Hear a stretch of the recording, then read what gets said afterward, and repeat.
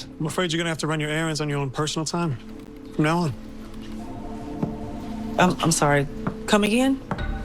I understand that in my absence, this place has become a bit of a revolving door with employees coming and going during business hours. Now that I'm back, that's going to change. While you're here, on the clock, I need you in your office working on Vincent Jones and Leland business. Is that clear? Crystal.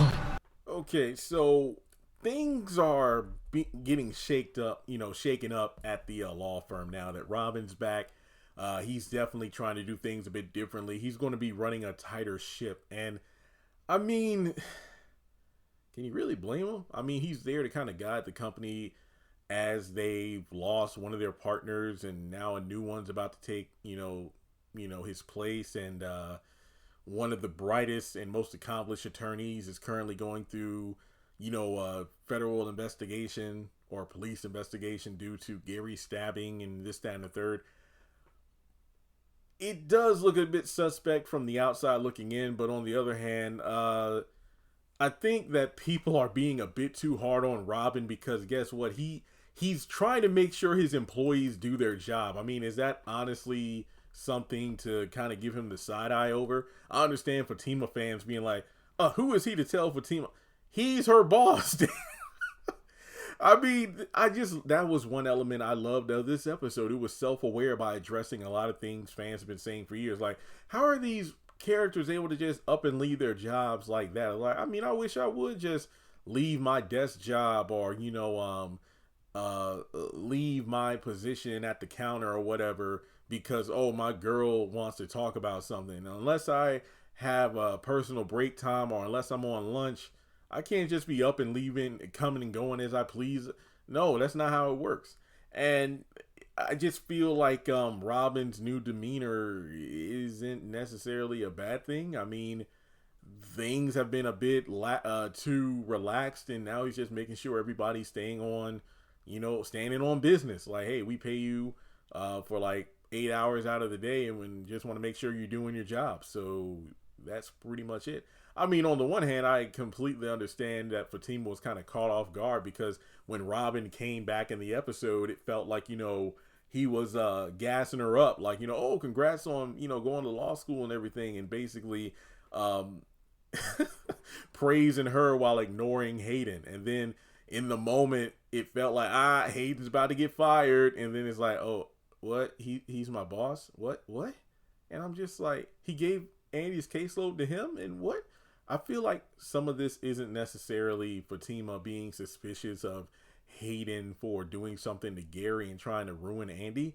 I think that she just feels like for once, wait, I'm not the main character. I'm not the one that everybody listens to. I'm being told what to do. What? No, there's something wrong here.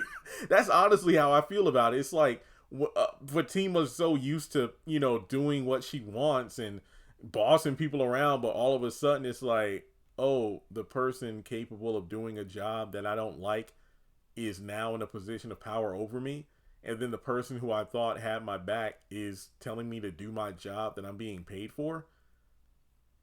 Sorry, Fatima, I got to side with Robin on this one. I mean, the only quote unquote odd thing is like, putting Hayden in charge of Andy's cases despite him not being a divorce attorney. But at the same time, he did say he's going to be asking, majority, if not all the employees to, do a bit unorthodox things on the job because that's what it is. I can relate because before I quit my call center job and management was just changing, like it was like a revolving door on the managers and supervisors. And, I was in a quick breakdown here. Got the job at the call center, Liberty University Online. I was an academic advisor. I would take phone calls or make phone calls to students to help them throughout the semester, get registered for classes and, pick out what schedule they need to take to put them on track. Okay, this is your second year. Okay, here's the path you need to take in order to earn all your credits so you can graduate, 2 years from now and, things like that. And at the start, it was like, okay, you do training. Then you're nesting, meaning that you'll take calls from like every subject, basically, people from different schools, like the School of Nursing, the School of Communications, the School of English, things like that, or religion. It's a whole bunch of different categories. But then once you got out of nesting, you were put on a team, like, hey, this team deals with students in the business program.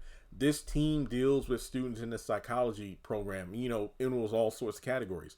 But then as time went on, it got to the point where we just started taking calls from everyone, like even those who weren't even specifically trained in. So it got crazy. Like, I remember a time where as an advisor, I was taking calls from admissions, and it was just really crazy. So when Robin was like, yeah, even though you're not a specific attorney in this, field, I'm still going to give you the work of an attorney from a different category. And it's like, okay, hey, it is what it is. Management sucks sometimes. So I don't think his new attitude is anything to be alarmed by, because you got to think of it from his perspective. A lot of things have changed since he's been in the UK or London working on expanding the firm. So maybe, he's doing things different. I mean, that's what the new management was like. They spent plenty of time in the admissions office and saw how things worked and changed a bunch of things, but then they randomly came to advising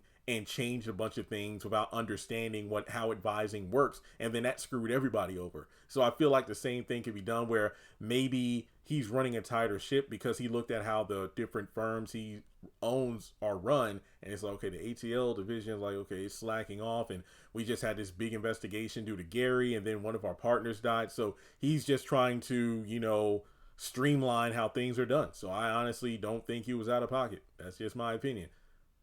Fatima, you just can't be running off randomly. And I'm still tripping on why she didn't go back to her office and make that phone call to Andy. Like, Robin literally told you, hey, no personal errands while you're on the clock. Please go to your office and get to work.